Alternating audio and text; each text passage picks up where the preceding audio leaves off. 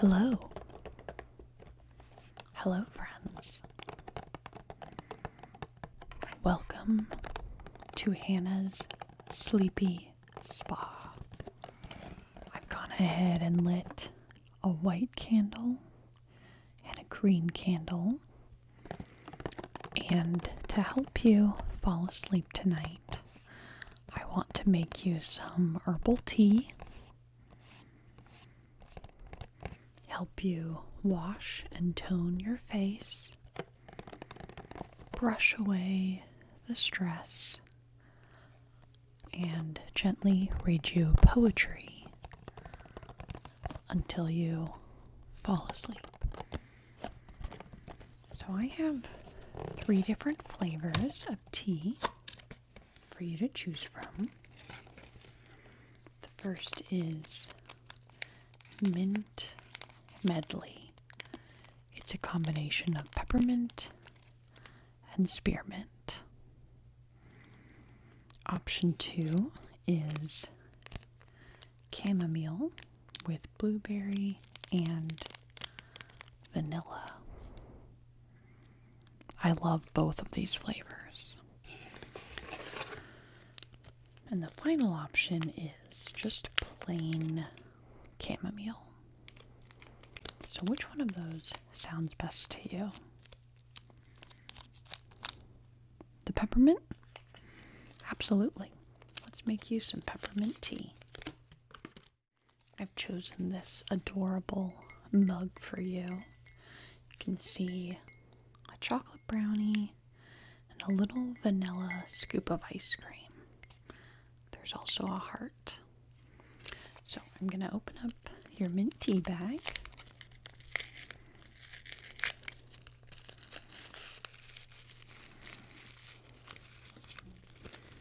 Put it in the mug. Dump hot water on top.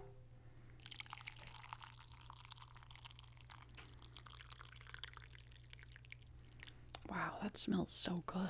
Do you want to smell it? Wow, it just smells very refreshing to me. So I'm going to give this to you in just a second, but first I have this very special white honey. And I'm wondering if you would like any of this in your tea. I think a little bit of honey can have kind of a calming effect at night. You want to try some? Just a little bit? Yeah, of course. I'd be happy to let you try some. To be honest, it's almost empty, but there is plenty for you to have some. Just stir that in. And I'm going to set this right next to you. And it probably needs a couple minutes to cool off, but after that, you feel free to drink it whenever you are ready. Okay, I'll set it here. Okay, now that you have your peppermint tea, let's get you a little more comfortable. The first thing I have for you is this soft, beautiful, abstract floral pillow. You can see that there's a white circle in the middle and white outlined petals all the way around that get bigger and bigger as you go further and further out from the middle. This fabric is so soft and fuzzy, and I was thinking maybe you want to put this either behind your head or behind your back. Yeah, does one of those sound good? Cool. Alright, well here, you just put it wherever feels comfortable for you. I noticed it's a little bit chilly in here, so I brought my favorite fuzzy blanket for you to use. It's a nice medium size, can cover as much of you up as is cold. It's this light blue color, beautiful textured, very, very fuzzy. And it unfolds to be just the perfect size for being all warm and cozy as you're settling in for bed. So, would you like to use this blanket? Yeah, absolutely. Here you go. before we get to the poetry reading, I want to make sure you're all ready for bed. So I notice you have some makeup on your face. So I brought this beautiful body and face wash so that we can wipe the dirt and grime of the day, as well as your beautiful makeup, off of your face.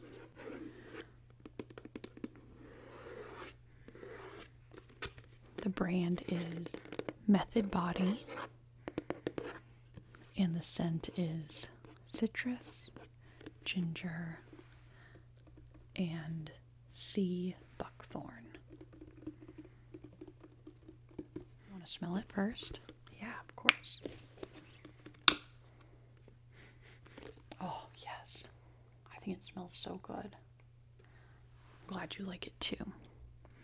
Alright, I have this little silicone face scrubby. I'm going to put just a little bit of this face and body soap on the scrubby. Get a little extra water. Don't worry, my hands are clean. And we'll just get this nice and sudsy. Let's see, if you want to move your face closer, I can help you wipe off the dirt and the makeup. Yeah, how does that feel? Does that feel comfortable? Get across your forehead, down your nose, both cheeks, jawline. Let's get your eyebrows real good. And your chin. Awesome. How does it feel? Does that feel cleaner? Good. I'm so glad you love the smell. I think it's so refreshing. Yeah, we love to use things that smell good here at Hannah's Sleepy Spa. Okay, let's let that sit for just a minute and then we will wipe it off. Alright, I think that's been sitting on your face long enough. And now I have these facial wipes we can use to wipe off the excess soap. Can you lean a little closer? Perfect. Oh yeah, the soap's coming right off. Oh, don't want to forget your chin and your jaw. Perfect. That looks so good. Does your face feel nice and fresh now? Good. Yeah, we washed off the dirt and the oil and your beautiful makeup. The final step I want to do on your face today is adding this beautiful witch hazel and rose toner. And I just think this smells so beautiful as well. And with the citrus face wash, I think that the rose toner is a really nice complementary smell. So I'm going to use one of these little face wipes again. Fold it in quarters. Shake up the face toner. And put just a little bit on here. Oh yeah, that smells delightful. Okay, I'm just going to gently wipe this across your forehead, across your cheeks, down your nose, across your jaw and chin.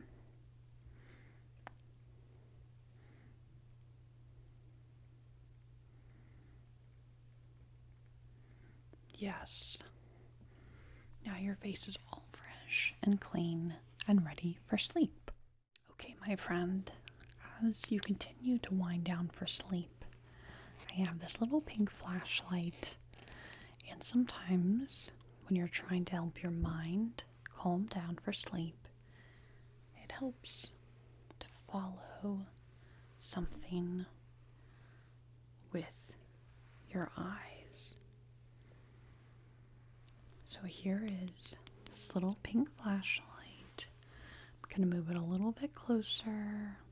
I'm going to move it slowly across the screen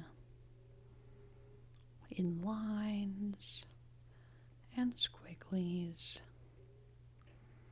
And I want you to follow, follow, follow the light. I'm going to get a little bit closer now. From side to side, side to side, diagonal, and up and down, across, up, diagonal, across, diagonal, down, up, down, up, and around in a circle. Very good. Do you notice how your mind is calming down as you watch the flashlight move across your screen? Yes, very good.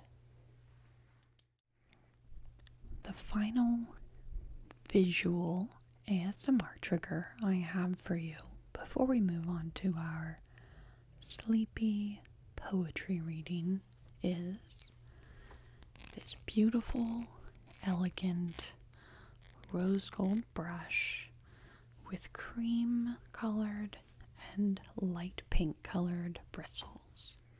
I know that we've washed away the dirt.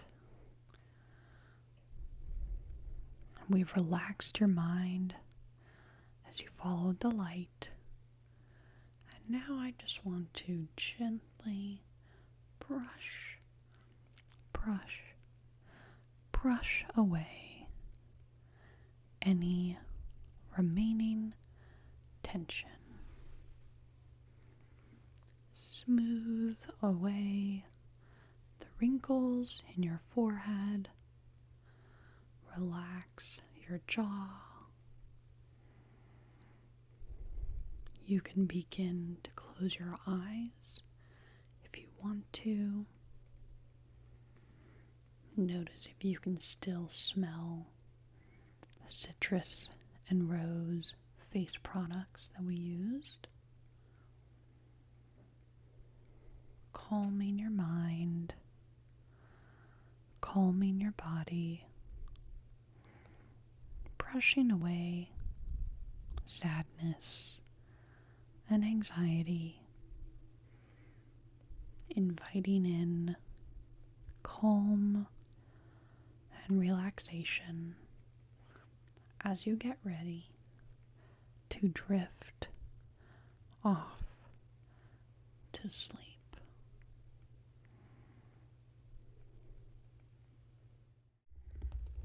I now want to invite you to gently close your eyes, relax your body, and I am going to quietly read you some of my favorite sacred and secular poetry to help you fall asleep.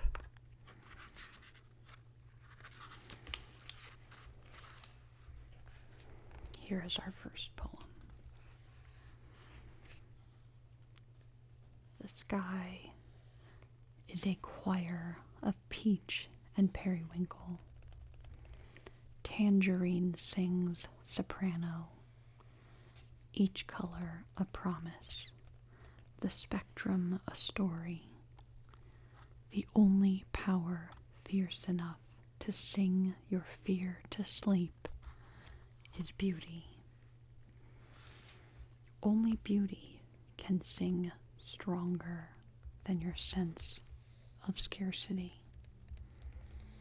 Only beauty can bind you back together when bullies seem to break everything. Only beauty can bring you back to believing God will give goodness tomorrow. Let wonder wrap herself around your angst.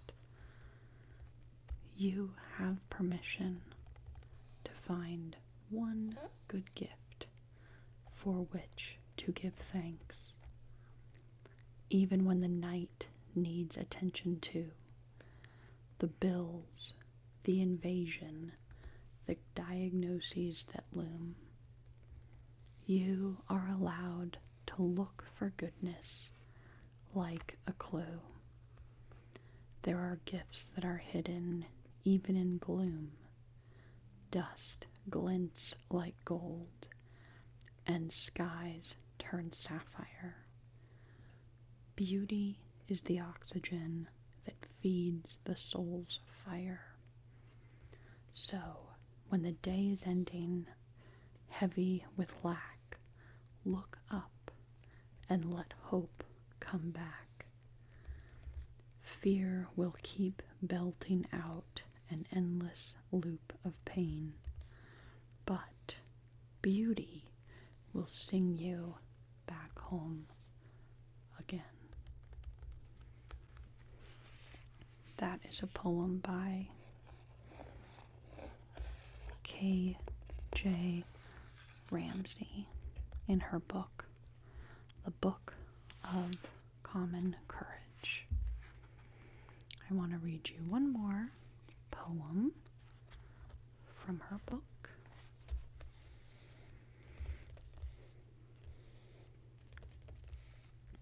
Here we go.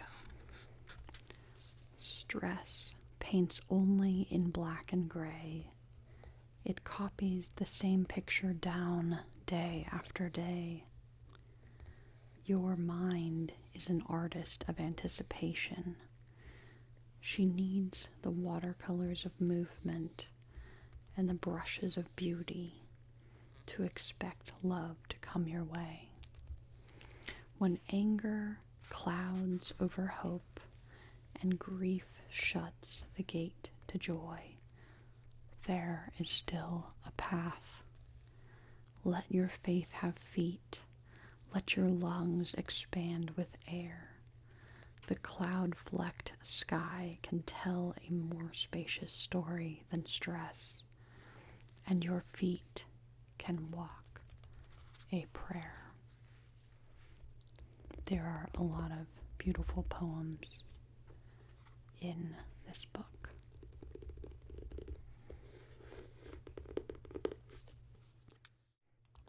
The next poem is a portion of The Hill We Climb by Amanda Gorman. And I'm just going to read a few pages of this. And I really love her work. This is what she writes. This is the era of just redemption. We feared it at its inception. We did not feel prepared to be the heirs of such a terrifying hour. But within it, we've found the power to author a new chapter, to offer hope and laughter to ourselves. So while once we asked, how could we possibly prevail over catastrophe? Now we assert, how could catastrophe possibly prevail over us? We will not march back to what was, but move to what shall be, a country that is bruised but whole, benevolent but bold, fierce and free. We will not be turned around or interrupted by intimidation, because we know our inaction and inertia will be the inheritance of the next generation. Our blunders become their burdens, but one thing is certain. If we merge mercy with might and might with right, then love becomes our legacy and change our children's birthright. So let us leave behind a country better than the one we were left, With every breath from our bronze-pounded chests, we will raise this wounded world into a wondrous one. We will rise from the gold-limned hills of the west. We will rise from the wind-swept northeast, where our forefathers first realized revolution. We will rise from the lake-rimmed cities of the Midwestern states. We will rise from the sun-baked South. We will rebuild, reconcile, and recover. In every known nook of our nation, in every corner called our country, our people, diverse and dutiful, we'll emerge, battered but beautiful. When day comes, we step out of the shade, aflame and unafraid. The new dawn blooms as we free it, for there is always light, if only we're brave enough to see it. If only we're brave enough to be it. Such a beautiful poem by a beautiful woman. Here is a picture of her reciting the poem at the most recent U.S. presidential inauguration. Some of the most well-known poetry is from the Book of Psalms in the Christian Bible. And one of the most well-known and well-loved psalms is Psalm 23, the Shepherd's Song.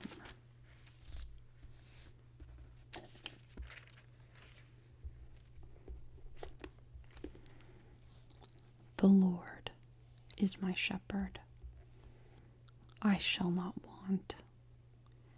He makes me lie down in green pastures. He leads me beside quiet waters. He restores my soul. He guides me in the paths of righteousness for his name's sake. Even though I walk through the valley of the shadow of death, I will fear no evil, for you are with me. Your rod and your staff, they comfort me. You prepare a table before me in the presence of my enemies. You have anointed my head with oil. My cup overflows. Surely goodness and loving kindness will follow me all the days of my life, and I will dwell in the house of the Lord forever. I remember doing a research study on that particular psalm when I was in college in South Carolina. I looked at the meaning of some of the original Hebrew words, and it was just so interesting and cool.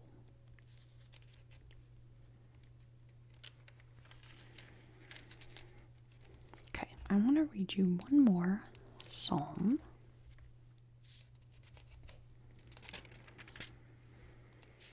Okay, I'm going to read you Psalm 122. This was written by King David. I was glad when they said to me, "Let us go to the house of the Lord."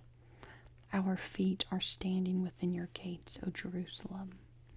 Jerusalem that is built as a city that is compact together, to which the tribes go up, even the tribes of the Lord, an ordinance for Israel, to give thanks to the name of the Lord. For their thrones were set for judgment, the thrones of the house of David. Pray for the peace of Jerusalem. May they prosper who love you. May peace be within your walls, and prosperity within your palaces. For the sake of my brothers and my friends, I will now say, may peace be within you. For the sake of the house of the Lord our God, I will seek your good. I like this psalm because It speaks about God's love and commitment to his people. And at the time that King David wrote this psalm, this was primarily about God's love for the Israelite nation. But we can apply these same principles to people of all nations and ethnicities and nationalities who belong to God. So this psalm was originally a prayer for the peace of Jerusalem, but it can also be applied to be a prayer for the peace of the world or a prayer for the peace of God's people.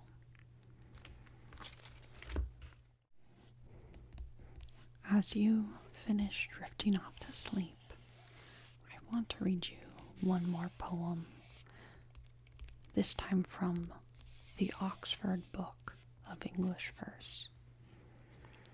And I want to read you a poem by Seamus Heaney. And I don't know if that's how his name is pronounced or not. But he was born in 1939, and he may still be alive. But I want to read you a poem of his called The Pitchfork.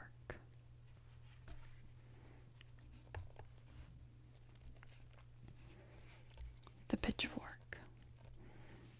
Of all implements, the pitchfork was the one that came near to an imagined perfection. When he tightened his raised hand and aimed with it, it felt like a javelin, accurate and light. So whether he played the warrior or the athlete, or worked in earnest in the chaff and sweat, he loved its grain of tapering, dark-flecked ash grown satiny from its own natural polish. Riveted steel, turned timber, burnish, grain, smoothness, straightness, roundness, length and sheen. Sweat cured, sharpened, balance tested, fitted, the springiness, the clip and dart of it. And then when he thought of probes that reach the farthest, he would see the shaft of a pitchfork sailing past, even imperturbably through space, its prongs starlit and absolutely soundless, but has learned at last to follow that simple lead past its own aim, out to another side, where perfection or nearness to it is imagined, not in the aiming, but the opening hand. Well, I hope that you are asleep or nearly asleep. Thank you so much for coming to Hannah's Sleepy Spa and Poetry Reading. If you enjoyed this video, please consider liking, subscribing, and commenting. I also purposely tried to make this video a little bit longer than I normally make my videos, and this will probably be the only video I post this week. So you can let me know what you think about this longer video, and as always, I so appreciate you being here with me. Always remember that because you are a person, you are loved, and you are capable. I'll see you next time. Bye for now. Bye-bye.